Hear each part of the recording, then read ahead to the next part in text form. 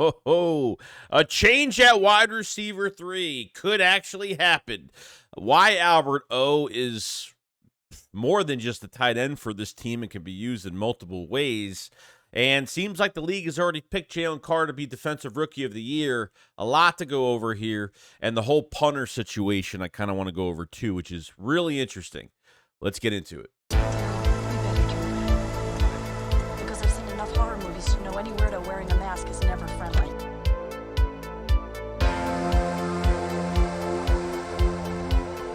Yo, what is going on, guys? I hope everyone's having a fantastic day today. So a couple things I definitely want to go over for the day. Yeah, so the Eagles worked out a few punters the other day. And no, we didn't get Braden Mann didn't come in. The Eagles had interest last year. Then he was released. Apparently the Eagles were in a trade for him this year. And I guess nothing happened because of it. So you had punter Blake Gillikin, Pat O'Donnell, Kobe Wadman, Bradley Robinson, Kyle Sewell. Interesting enough with this whole thing at punter is that Sipos,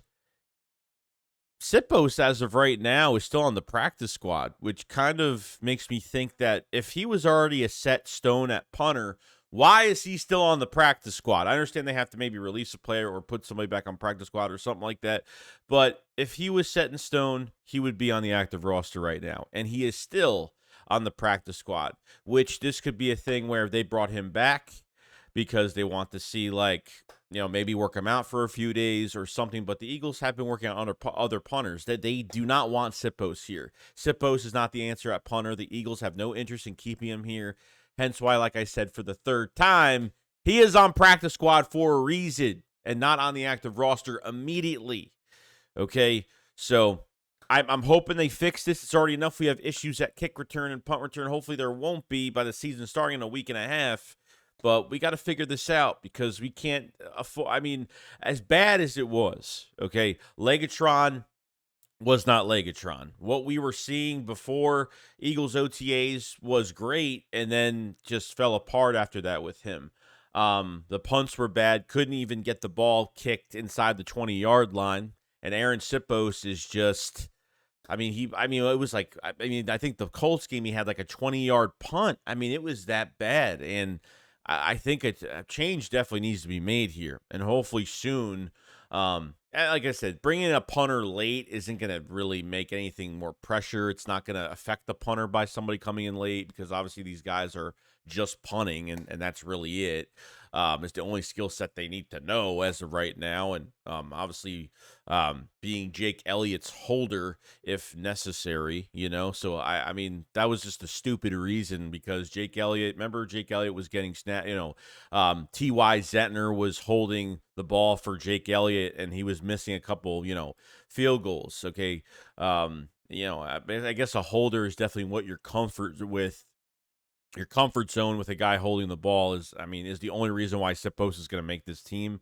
No, definitely not. I think obviously the Eagles just kept him here because I think it's just going to be a matter of time where they're just going to replace him.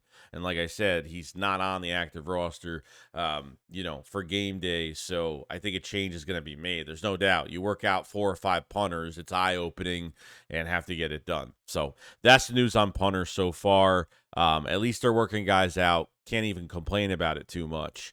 Now, I want to talk about Olamide Zaccheaus. I want to talk about Quez Watkins in the wide receiver 3 position, okay? It's up in the air right now that we need more production from this group, okay? Last year, what are the 2 factors, at least in the Super Bowl, what were the 2 factors that were kind of missing from that Super Bowl?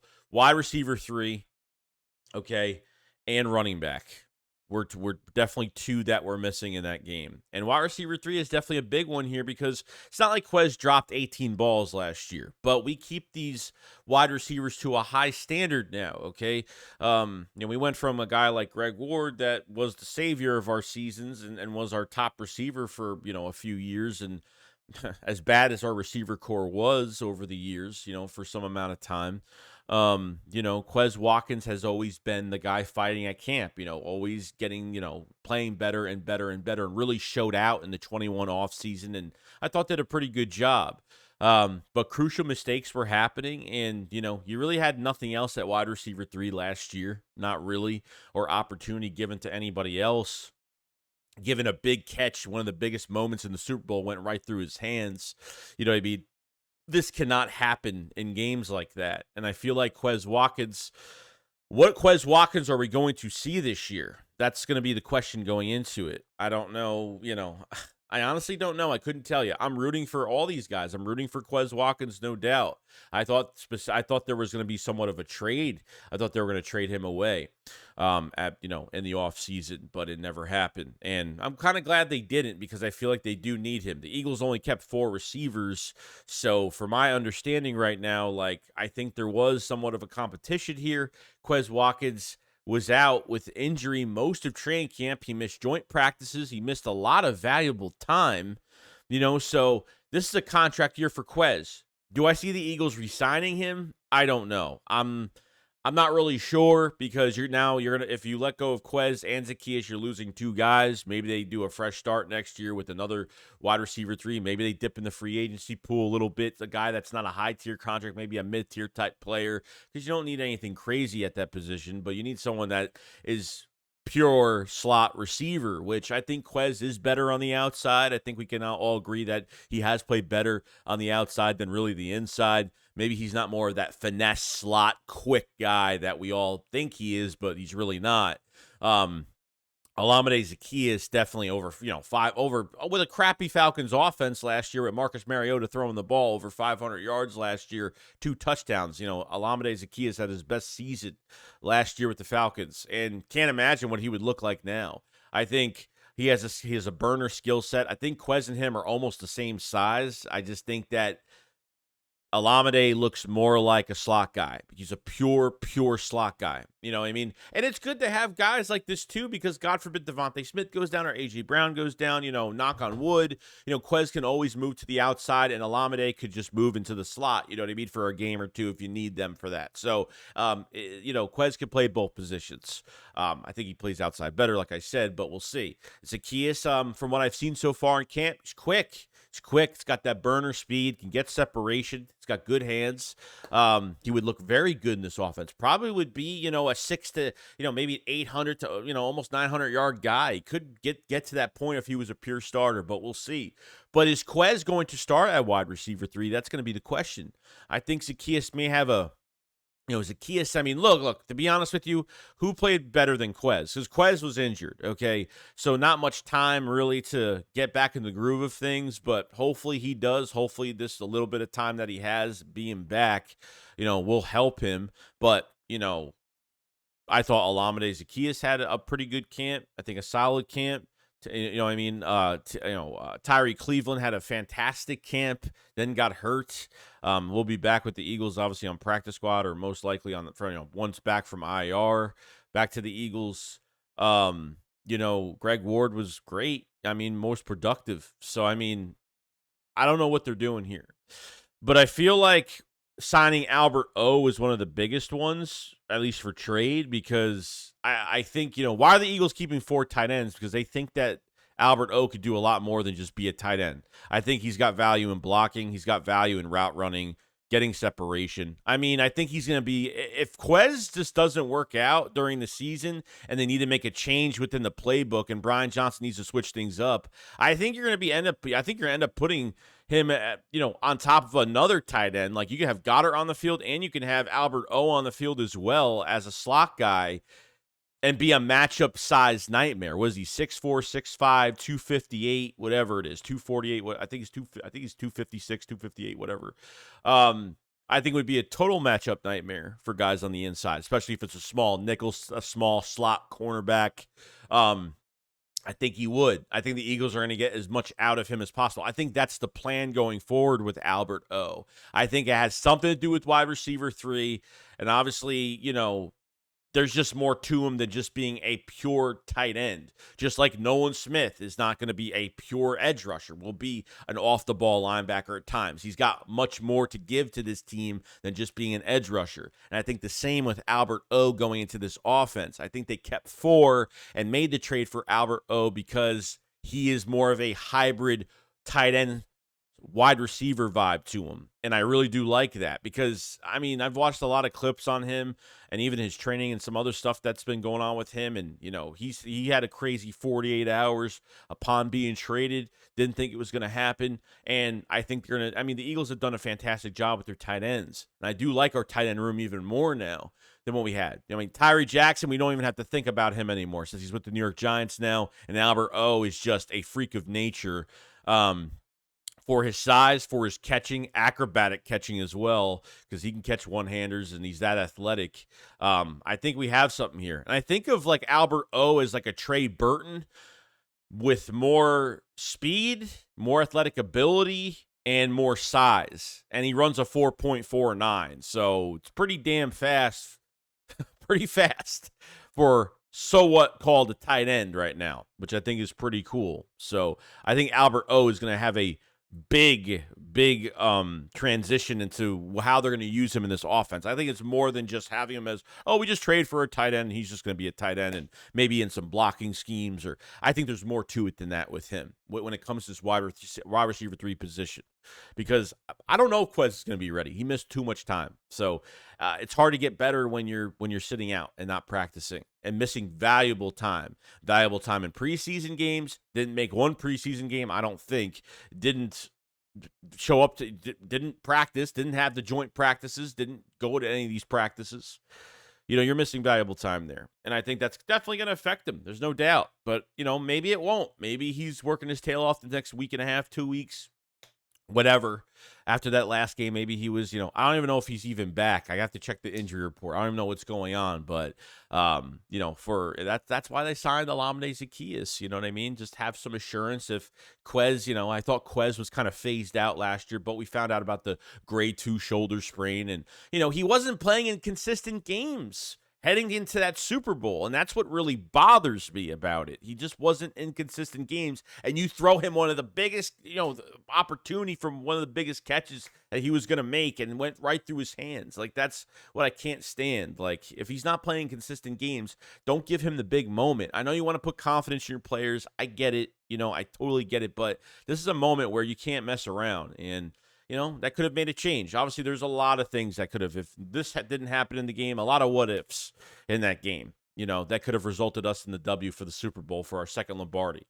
So I think Quez Watkins and Olamide Zaccheaus were definitely in competition. I think Zaccheaus might actually get the head over. You know, I think he will get over on Quez a little bit when it comes to playing time. Maybe.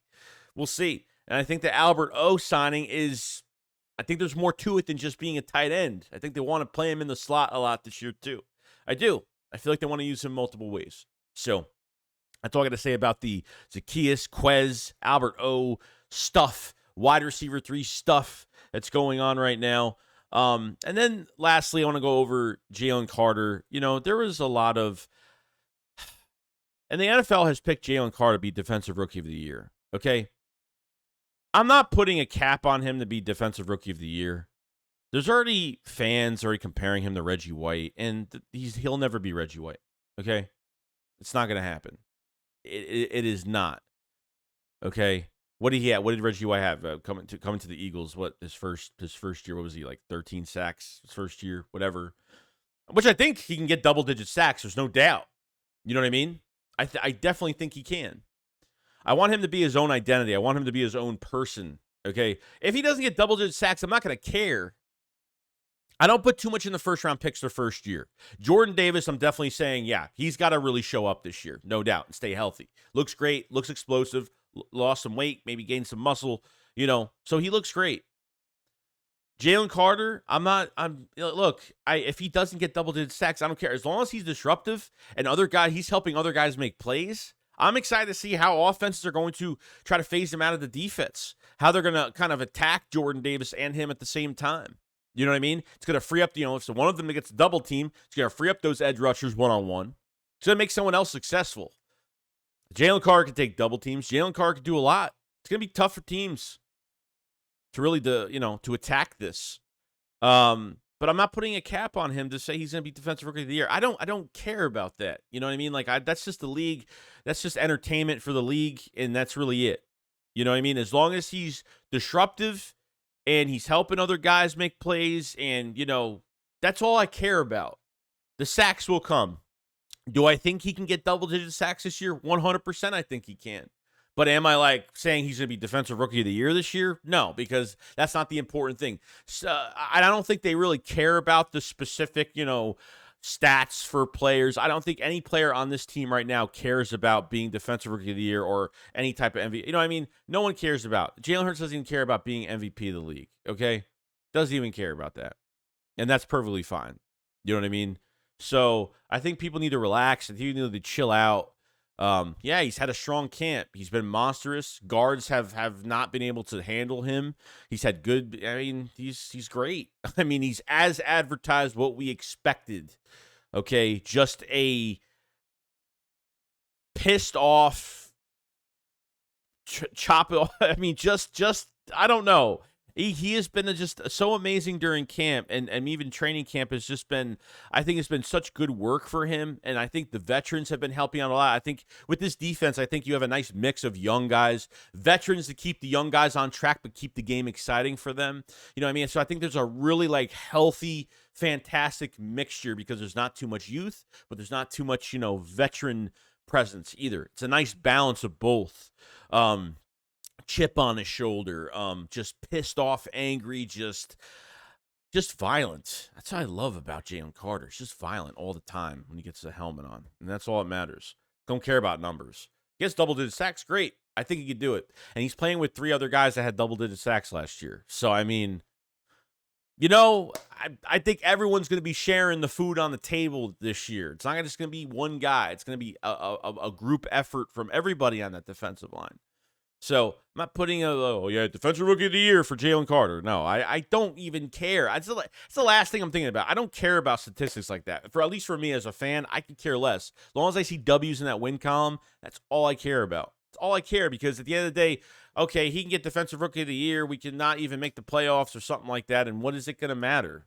Is that all I'm going to have to celebrate this season? Hell no. I want to celebrate a lot more than that. So, other than that, that's pretty much it. Went over a few things here. Wide receiver 3 is going to be very interesting. And the Albert O signing that goes into it's going to be interesting. Working out punters. And obviously, everyone's putting a stamp on Jalen Carter to be Defensive Rookie of the Year. Let me know if you guys agree, disagree on some of the news in the comment section below. If you last this long in this video, make sure you subscribe to the channel. Make sure you like the video as well. Cover the Eagles every single day. We'll have an update for you guys on... I will have an update for you guys on the schedule for the week of the regular season. We're going to probably start next week with about 2 live streams by myself per week, probably Monday and Friday. We'll do a couple live streams at night, weekly on top of the shakedown on Saturdays.